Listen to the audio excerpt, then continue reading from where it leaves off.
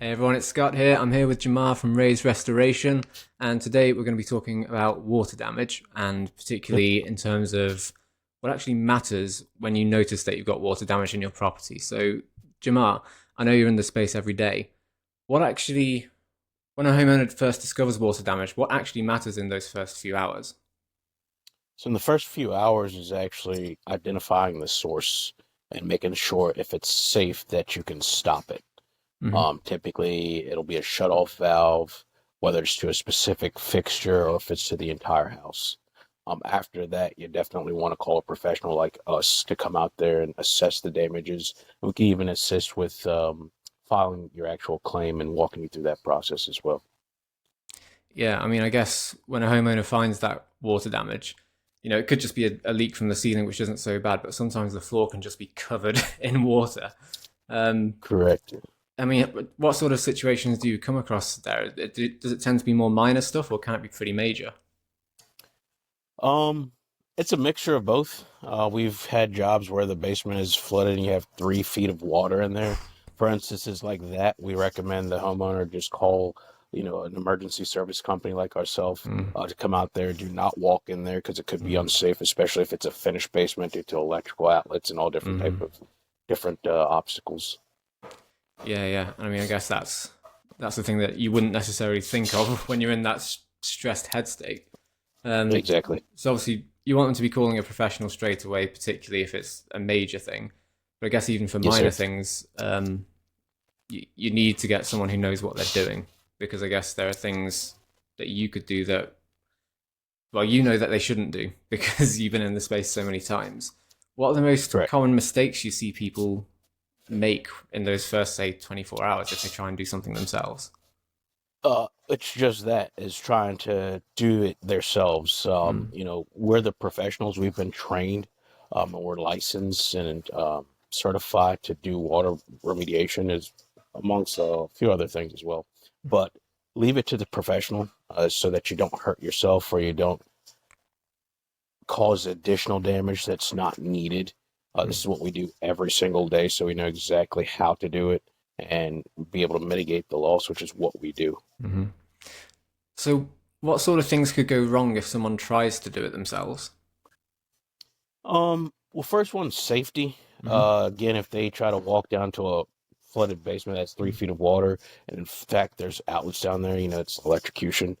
Um, and you really don't want to go through that. Other things is when they just think that they can use towels. If it's not as much water, they use towels to dry it up, but they don't have the proper machines to dry, like your air movers and your dehumidifiers, or even your meters to read the actual moisture content and the affected building material. So it's always best to use a certified company such as us that knows how to do this and get it done the right way the first time. Yeah, and I guess you guys have all the equipment, you have the gear, you have everything that's needed to do the job properly, which Yes, sir. people aren't going to have at home. Like just a fan that you'd use to cool yourself on a hot day is not going to cut it, right? Not at all. Not at all. No. Um, okay, so when when you get water damage in your home, how quickly can that start to cause secondary issues? Obviously, I know mold's a big one. You can get structural damage as well. How quickly can those things start showing up? For the structural damage, it takes a pretty long time. I mean, Hmm. it has to sit saturated for a very long time. As for mold, mold will start to grow within perfect conditions, 48 to 72 hours. Hmm. Yeah, and then I mean, I guess we all know that mold is pretty bad from a health perspective. It's also, well, A, it's unsightly. Are there any other issues with mold that you're aware of? I wouldn't exactly say issues. If people have especially respiratory Hmm. problems within, getting mold, it can be pretty detrimental to their respiratory. I will say one of the things that people don't seem to realize is that there's no such thing as a house without mold. Hmm. Every single home and building, for that matter, has mold in it. Hmm. Yeah, it's you've got mold spores everywhere. As soon as you open the door to the outside, even if you got rid of everything inside, you get mold in your home. But Correct. it's about having the conditions for it to grow, isn't it? Correct. And just thinking about the structural damage side of it, what sort of things can go wrong there? What sort of things would what would be structural damage from a water damage thing? So I don't to properly answer that question. So you can, it depends on how that's looked at. Mm-hmm. So let's just say we have a leak in the ceiling. After a while, that ceiling can collapse. Mm-hmm. That's not exactly structural. Structural in a construction standpoint is what holds a building together, Mm-hmm. which would be the framing or roof joist, stuff like that. Um, and I've never actually seen structural damage from a water loss. Mm-hmm. And if it was, it's just from a dilapidated building. Like, we're in the Baltimore Metro, where some of the houses in Baltimore City in particular don't have roofs on them. Mm-hmm. So it's open to the elements. So you open that front door, you can't walk on anything because the water's been sitting and just deteriorating all the floor joists, the sheathing gone, the subfloor, it's just completely rotted. But I Mm-hmm. don't really see that much in occupied homes. Mm-hmm. Yeah, I guess the only thing would be if you've got a slow drip from a leaky pipe, or you've got like something that's causing the water to get into the wall or into the floor, and it's there for a really, really long time, as you say. Um, Right. would you say those sort of things? I mean, I guess you just had a big freeze over there as well, so could that sort of thing cause structural damage there? Possibly, depending on how the water gets in. The only time we actually see stuff like that is if the water, so when it's hidden like that, Mm-hmm. and let's just say it's underneath of a kitchen cabinet, particularly the sink, and it deteriorates the floor inside of that cabinet. Well, the water then gets down to the subfloor.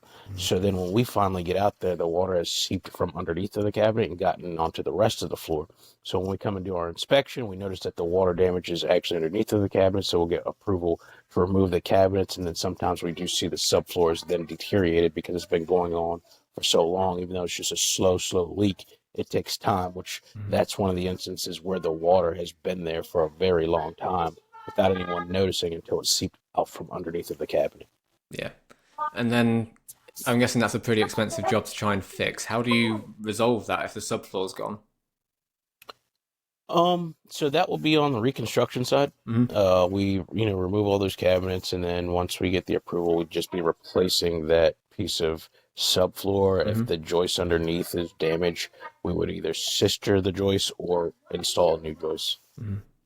Okay. depending on the circumstances. Yeah, fair enough.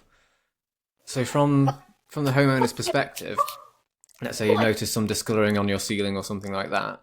How do you know it's something when it's something that can wait a day or two, or if it's something like I need to get this fixed now, or it's hey I can handle this myself? So you never want to wait. Mm-hmm. As soon as you notice it, you should call the professionals in to take a look at it. Mm-hmm. Allow us to do our assessment and let them know how serious it is. But never wait, and don't assume that you can do it yourself because you don't have the proper tools Mm-hmm. to actually be able to read the moisture content and the building material. Mm.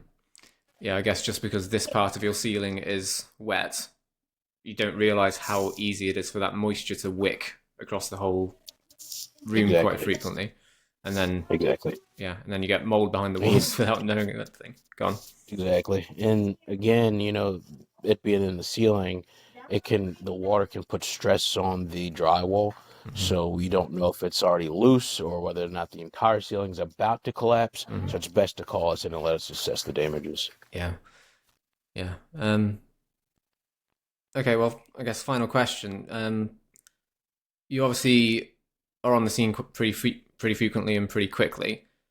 What's something that homeowners are often panicking about that isn't actually the real issue that you know is the real issue? Um, is how they're going to clean it up. They shouldn't think that it's them that has to clean it up. Mm. They should always, again, contact Reyes Restoration, get us out there immediately And again, if they don't know the insurance process, that's what we're there for. We'll help them from start to finish.